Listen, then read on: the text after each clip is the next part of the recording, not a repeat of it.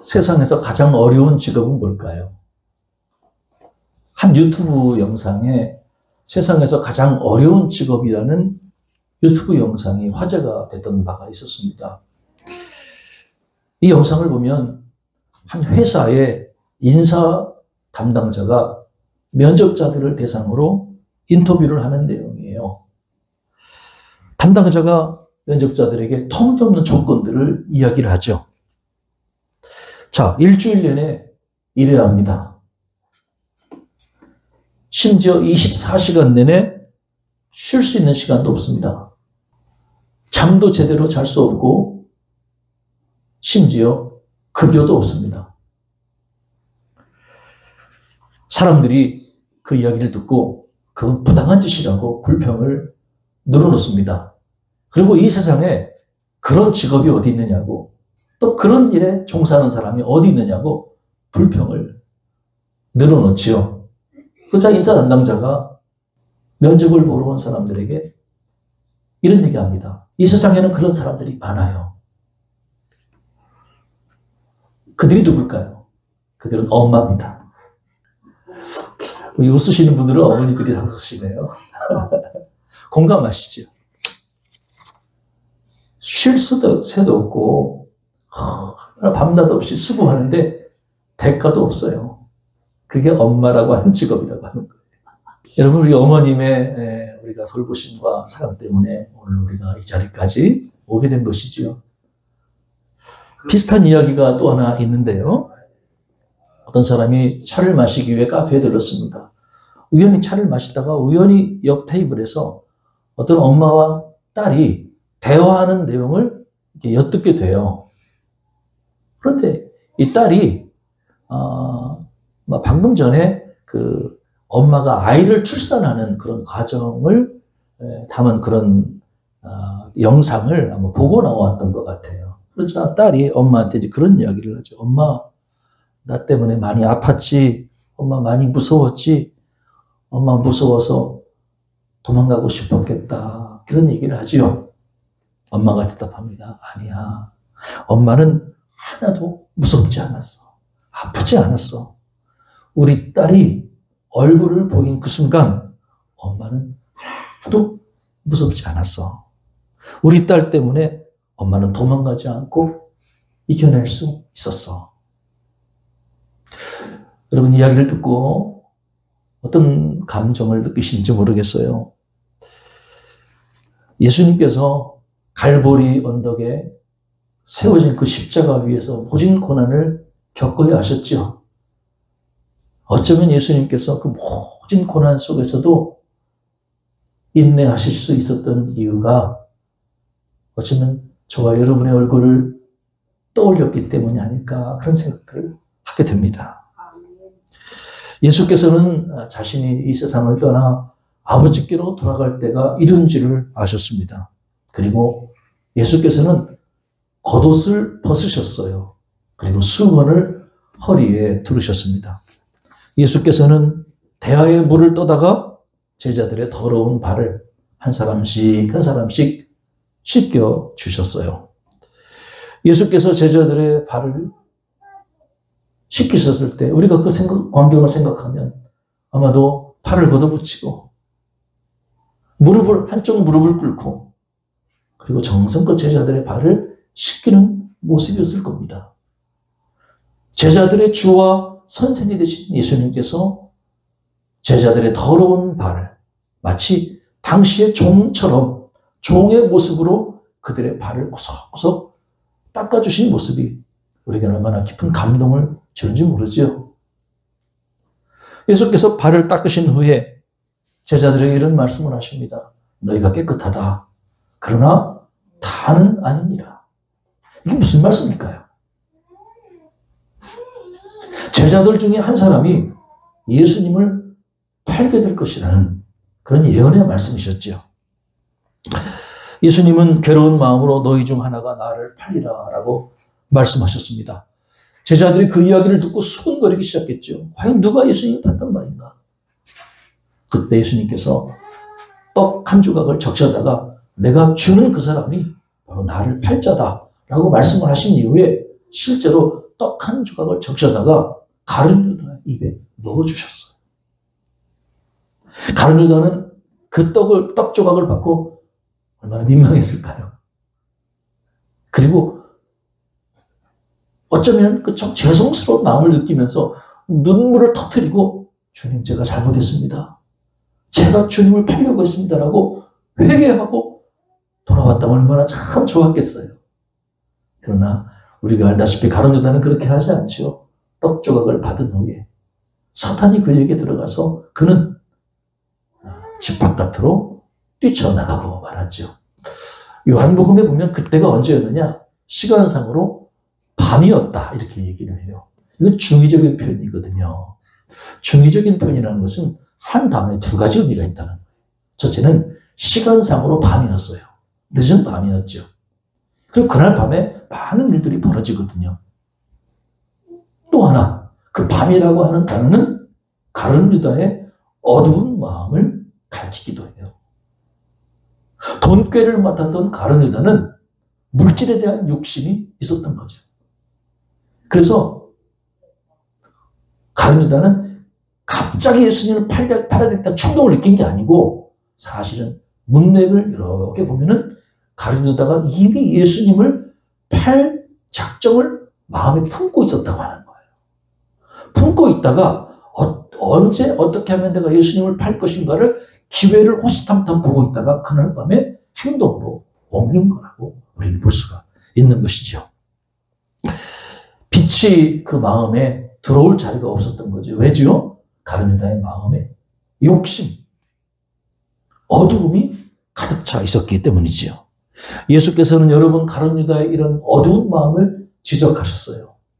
그리고 그날 밤도 그에게 떡을 주셨던 이유가 그가 정말로 그 떡을 먹으면서 민망해하고 회개하고 돌아오기를 주님은 원하셨다고 하는 거예요. 여러분, 예수님께서 십자가에 달려 돌아가셔야만 하지만 생각해 보세요. 왜 가룟 유다가 그 일에 자기 손을 더럽혀야 합니까? 꼭 가룟 유다가 아니더라도 예수님은 십자가에서 죽으셔야만 하는 거예요. 그런데 그 안타까운 일에 가룟 유다가 조력자 역할을 한다는 것은 가룟 유다 입장에서 너무나 불행한 일이라고 저는 생각이 드는 것이죠. 베드로 이야기도 참 인상 깊습니다. 누구보다 의리 있고 의협심이 강한 이 베드로가 주님께 그런 말을 하잖아요. 주여, 내가 지금은 어찌하여 따라갈 수 없나이까? 주를 위하여 내 목숨을 버리겠나이다. 이 말씀을 하는 이유가 있었죠. 주님께서 제자들에게, 이제 가룟 유다가 나간 후에 제자들에게 내가 가는 곳에 너희는 올 수 없다. 내가 너희를 위해 처소를 예비하러 간다. 그 말씀을 하시거든요. 그래서 제자들이 그렇죠. 주님 과연 어디로 가십니까? 대체 어디로 가시는데 뭐 저기 헬라 땅, 이방인 땅에 가시는 겁니까? 어디로 가시는데 우리는 갈 수 없다고 말씀하시는 겁니까? 주님은 지금 하나님 아버지 품으로 가는 거였어요. 그러니까 제자들이 따라올 수 없는 상황이었죠. 근데 베드로는 내가 어디로 가든지 내가 주를 쫓겠습니다. 심지어 내가 주님을 위해 목숨까지라도 버리겠습니다. 이렇게 이야기를 하게 된 거죠. 호언장담이었죠. 그런 베드로를 향해 주님께서 이런 질문을 하시죠. 내가 진실로 나를 위해 목숨을 버리겠느냐? 내가 진실로 내게 이르노니 닭 울기 전에 내가 3번 나를 부인하리라. 여기서 3번이라는 것은 실제로 숫자가 3번이기도 하지만 아주 완강하게 예수님을 부인할 거다. 그런 의미이기도 해요. 예수님 말씀대로 베드로는 실패하죠. 예수께서 대제사장 가야바의 그 집들에서 이렇게 신문을 받으시는 얘기가 나옵니다. 문을 지키던 여종이, 한 계집종이 베드로를 보고 질문합니다. 너도 이 사람의 제자 중 하나가 아니냐? 그래서 베드로가 부인하지요. 나는 아니라. 잠시 후에 모닥불을 쬐고 있던 베드로를 가리켜 사람들이 2번, 3번 동일한 이야기를 합니다. 너도 그 제자 중 하나가 아니냐? 그때 베드로는 번번이 예수님을 부인하게 되죠. 3번째 그가 예수님을 부인하게 됐을 때 예수님 말씀대로 닭이 울기 시작했다. 우연히 온 게 아니라 주님의 말씀이 이루어지기 위해서 닭이 울고 있었다. 그 닭 소리를 듣고 나서야 베드로는 예수님의 말씀이 기억이 된 것이죠. 저는 이것이 베드로의 연약함이라고 해요. 사랑하는 여러분, 예수님은요, 의리로 따를 수 있는 분이 아니에요. 어느 목사님이 그런 설교를 했다고 그래요. 여러분, 믿음이 없으면 의리로라도 주님을 따르세요. 저는 한번 질문 드리고 싶어요. 너무나 인본주의적인 생각이라는, 여러분 중에 의리로 주님 따를 수 있는 사람이 어떻게 있습니까? 저는 없다고 생각해요. 그럼 우리 사람 믿을 존재가 못 되죠. 베드로도 실패했는데, 주님을 위해서 목숨을 부리겠다고 했는데도 주님을 세 번 부인했는데, 과연 이 세상에 누가 의리로 주님을 따를 수 있겠습니까? 그러니까 우리가 주님을 따르는 일은 정말 특별히 주의 은총이고, 우리가 믿음으로만 따를 수 있는 길인 줄로 믿습니다. 우리에게 연약함이 다 있는 거예요. 저와 여러분에게도 이와 비슷한 연약함이 있지요. 때로 우리는 유혹을 이기지 못하는 연약함을 가지고 있습니다. 예수님 믿은 지 얼마 안 되는 회심한 어느 남자분이 자기 경험을 이야기를 했지요. 친구에게 연락들이 왔대요. 연말이니까 대학 동창들이 한자리에 모여서 우리 거국적으로 술 줍자, 주님을 섬기자고 연락이 왔대요. 이 남자분이 옳거니 내가 몇 달 전에 세례받고 예수를 믿게 됐는데 내가 이번 참에 친구들을 한번 전도하리라 마음을 먹게 된 거죠. 참 얼마나 귀한 마음이에요. 그리고 막상 친구들을 만나서 항상 거하게 나오기 전에 친구들에게 이런 얘기를 했대요. 얘들아, 내가 오늘은 좀 너희들에게 특별한 얘기를 좀 하고 싶다. 그러면서 자기 간증을 한 거예요. 내가 어떻게 예수님을 믿게 됐고, 최근에 교회에 나오면서 나에게 어떤 마음의 변화가 일어났고, 여러 가지 이제 이야기를 하게 된 거죠. 그 이야기를 다 듣고 난 후에 그 친구 하나가 그런 이야기를 하더래요. 야, 참, 네 얘기 참 좋은 얘기다. 네 얘기 듣고 보니까 도움이 많이 된다. 그런데 우리 모처럼 이렇게 한번 만났으니까 그래도 한 상 거하게 먹고 그 다음에 좀 이야기를 계속하면 어떻겠느냐. 그래서 그렇게 하자고 그랬대요. 그래서 이제 술이 나오고 하면서 이제 술을 먹었는데 새벽 4시까지 술을 먹게 됐대요. 그래서 나중에 이분이 이제 술에 취해서 몸을 비틀비틀거리면서 집에 들어가고 아침에 눈을 떴는데 갑자기 침대 위에서 어제 일을 생각하면서 내가 어제 뭘 한 거지? 내가 걔네들 전도하려고 나간 건데 내가 전도 대장자들하고 밤새 술 먹고 내가 어떻게 그들을 전도할 수 있지? 이제 그런 어떤 자기 마음에 큰 후회감이 들더라는 것이죠. 그러면서 무릎을 꿇고 기도했대요. 하나님, 솔직히 전 정말 안 되는 놈인 것 같아요. 자신이 없어요. 저 술, 담배 못 끊겠어요. 하지만 그래도 송구하지만 교회는 빠지지 않고 나갈게요. 그런 기도를 드렸다는 이야기를 하는 것이죠. 여러분 어떻게 공감이 좀 되십니까? 우리에게 이런 연약함이 다 있죠. 여러 가지 세상에 유혹이 있고 연약함이 있다고 하는 거예요. 또 어떤 분은 베드로처럼 두려움이라고 하는 연약함을 가지고 있기도 합니다. 그 경북대 총장을 지냈던 그 박찬석 교수라는 분이 계신데 이분이 낸 책 제목이 나는 꼴찌였다. 그런 책 제목이 있어요. 이분의 원래 고향이 저 경상남도 산청이었다고 그러죠. 아주 가난한 부모님 밑에서 소작농을 하시는 부모님 밑에서 아주 가난한 어린 시절을 보냈다고 그래요. 그런데 아버지께서 이 공부에 관심도 없는 이 아들놈을 저기 대구로 유학을 보냈다고 그래요. 그래서 그 대구 중학교를 입학을 하게 됐다고 하는 것이죠. 그런데 이 아들은 공부하는 게, 산속에서 자란 이 아들은 공부하는 게 너무너무 지긋지긋하게 싫었다고 그래요. 1학년 때 8반이었는데 그 반 아이들이 68명, 옛날에 좀 많았거든요. 시험을 봐서 성적표를 받아봤는데 68명 중에서 석차가 68등. 여러분 혹시 반꼴찌라고 들어보셨죠?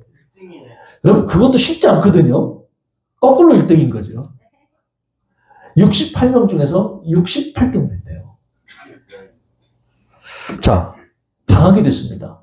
아들이 성적표를 들고 집으로 들어가는 거예요. 부모님께 성적표를 내드려야 되는 거지.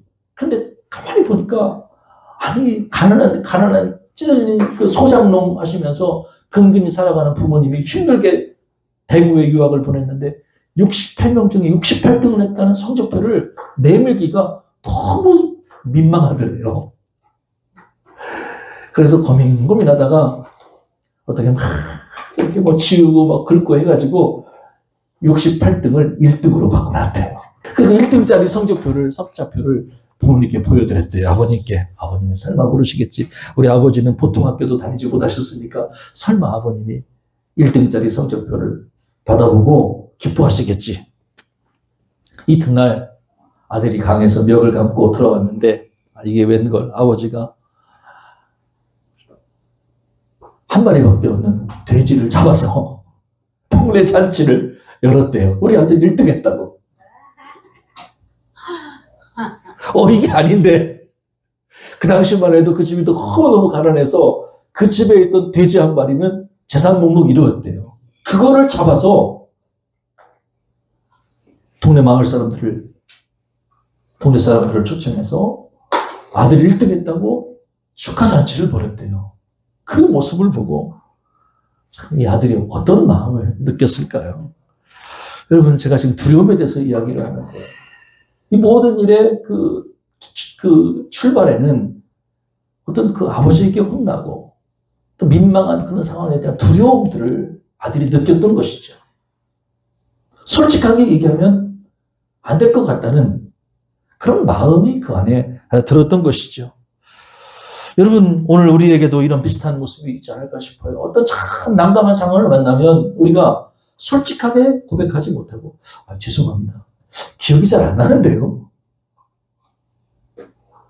우리가 대충 얼버무리거나 심지어는 좀 적극적으로 거짓말을 해서 위기를 모면하려고 하는 경우가, 그래서 거짓말을 하면 또 다른 거짓말을 또 해야 되는 거잖아요. 그러니까 그런 상황을 우리가 맞이하기도 하는 것이죠.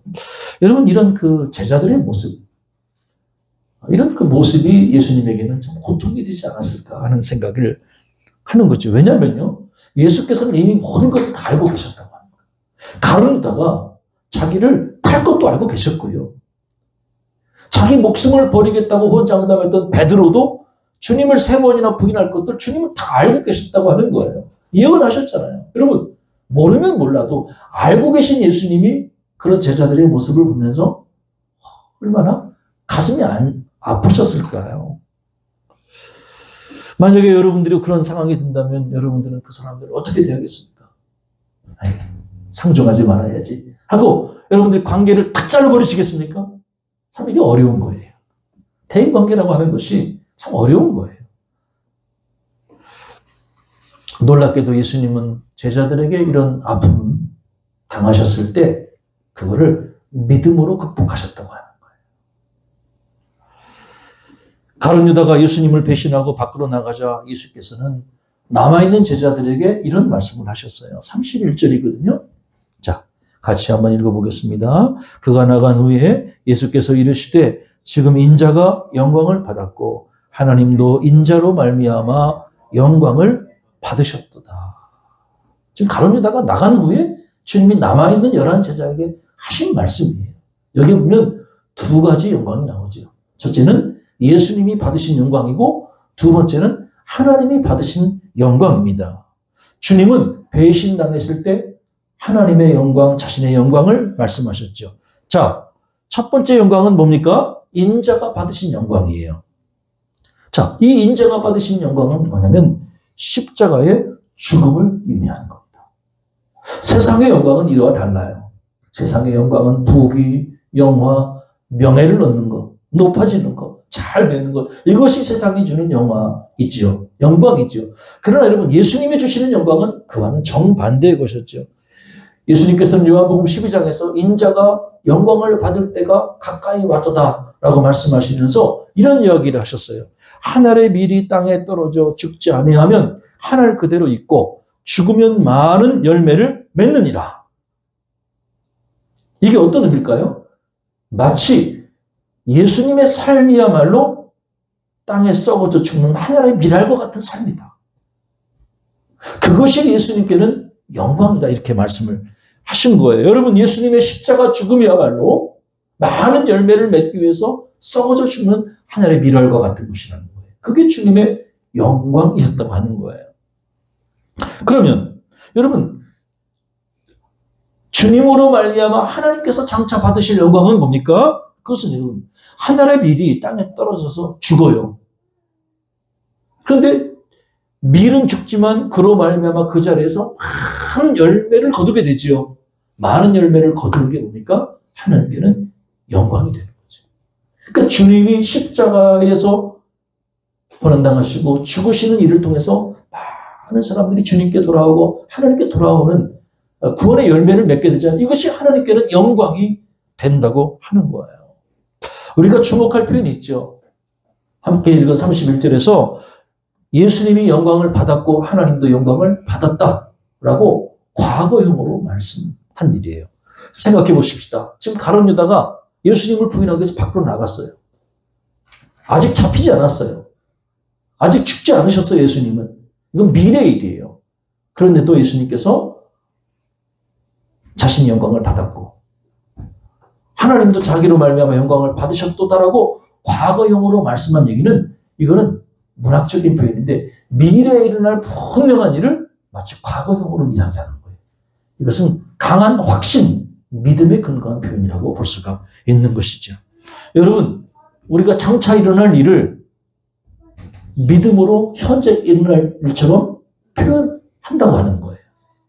주님은 가룟 유다가 나가시는 자신을 배신하고 나가시는 모습을 보면서 저런 나쁜 놈, 내가 받은 사랑이 뭔데 이렇게 욕하신 게 아니고 그가 나가시는 뒷모습을 보면서 주님 영광 받으시고 저에게도 십자가 죽음의 영광을 허락해 주실 줄로 믿다고 그 고백을 주님은 하고 계신 거예요. 사랑하는 여러분, 우리가 누구에게 가슴 아픈 상처를 당하고 아픔을 당하고 애매히 고난을 당할지라도 낙심하고 비난하기보다는 그 사실을 믿음으로 극복해 나가는 여러분 되시기를 주의 이름으로 축복합니다.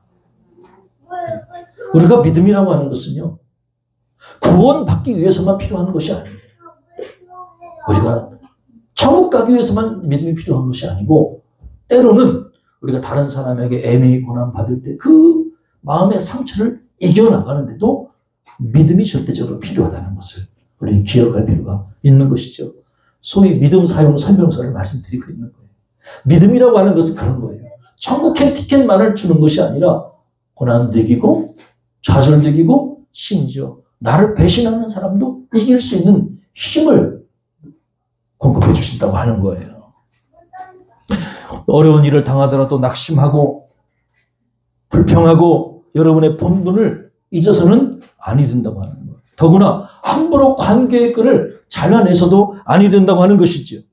오히려 여러분이 겪고 있는 고난과 아픔이 하나님께는 영광이 될 수도 있다고 하는 거예요. 부끄럽고 민망해서 아버님께 성적표를 드리지 못하고 어떻게든 막 해서 그걸 1등으로 바꿔서 아버님께 성적표를 드렸던, 그래서 그 아버지가 너무나 그 성적표를 받아들고 돼지를 잡아서 마을 사람들에게 베풀었던 그 이야기를 여러분 기억하실 겁니다. 이 사건을 계기로 이 아들이 바뀌게 되죠. 항상 그 일이 머릿속에 맴돌았고 가슴에 양심에 가책이 됐다고 그래요. 그래서 열심히 공부하게 됐고 이 소년이 나중에 대학 교수가 되고 대학 총장이 됐다고 그래요. 경북대 총장이 됐다고 그래요. 이 박 교수가 45세가 되던 어느 날 드디어 마음속에 품고 있던 33년 전 일을 고백하려고 마음을 작정을 합니다. 그리고 어머니께 33년 전의 일을 사과할 마음을 갖게 되죠. 어머니, 저 중학교 1학년 때 1등은요? 하고 이야기를 이어가려는데 아버지가 딱 잘라 말했습니다. 알고 있었다. 그만해라. 손주 듣는다. 아버지는 알고 있었던 거예요. 몰랐던 게 아니고 다 알고 있었던 거예요. 그런데 아들을 위해서 모른 척 해줬던 거예요. 아버지는 자식의 위조한 성정을 다 알고 계셨고요. 그럼에도 불구하고 소중한 재산 목록 1호 돼지를 잡아서 잔치를 여셨죠. 박사이고 교수이고 대학 총장인 아들은 나이가 먹어서도 이런 아버지의 깊은 사랑을 감히 헤아릴 수가 없었던 것이죠. 알고 있으면서도 모른 척 해주는 그 아버지의 깊은 사랑을 참 우리가 어찌 다 헤아릴 수 있겠어요. 아버지는 어느 땐가 내 아들이 새로운 인생의 출발을 할 거라고 기대하고 기다려 주셨던 거예요. 그리고 모른 척 눈 감아 주셨던 거예요. 여러분, 때로 사랑은 눈 감아주는 것도 필요해요. 지적해주고 혼내는 것만이 사랑이 아니라 모른 척 눈 감아주는 것도 사랑이죠. 한때의 실수와 실패를 인생의 전환점으로 활용할 수 있었던 소년의 지혜. 이 이야기는 우리에게 가슴을 짠하게 만드는 이야기로 전해집니다. 여러분, 예수께서 제자들에게 배신을 당할 때 그 배신을 극복할 수 있었던 비결이 뭐냐면 신뢰예요. 신뢰. 믿어주는 거예요. 먼저 예수님은 하나님을 신뢰하셨죠. 하나님이 자신을 붙들고 계시고 사랑하신다는 하나님과 사랑의 관계를 확신하셨죠. 여러분 주변에 아무리 가룟 유다와 같은 사람이 여러분 주변에서 여러분을 괴롭힌다 하더라도 분명한 것은 하나님이 나를 사랑하신다고 하는 것. 그리고 하나님이 나를 통해 영광 받으신다고 하는 분명한 신뢰와 확신을 놓지 말기를 바라요. 그러면 제가 볼 때는 크게 문제될 게 없을 것 같아요. 아니, 하나님이 아시는데 하나님이 내가 당하는 고난과 내가 당하는 슬픔을 주님 통해서 영광 받으시는데 뭐가 문제야? 오히려 내가 고난 당할수록 이것이 하나님께는 영광이 될 수 있다. 이런 생각들을 가지면 참 좋을 것 같아요. 예수님은 제자들에게 서로 사랑하라고 말씀하셨죠. 이것이 새 계명이에요. 새 계명을 너희에게 주노니 서로 사랑하라. 내가 너희를 사랑한 것 같이 너희도 서로 사랑하라. 만일 우리가 예수님의 계명대로 우리가 서로 사랑한다면 우리는 예수님의 참된 제자가 될 것입니다.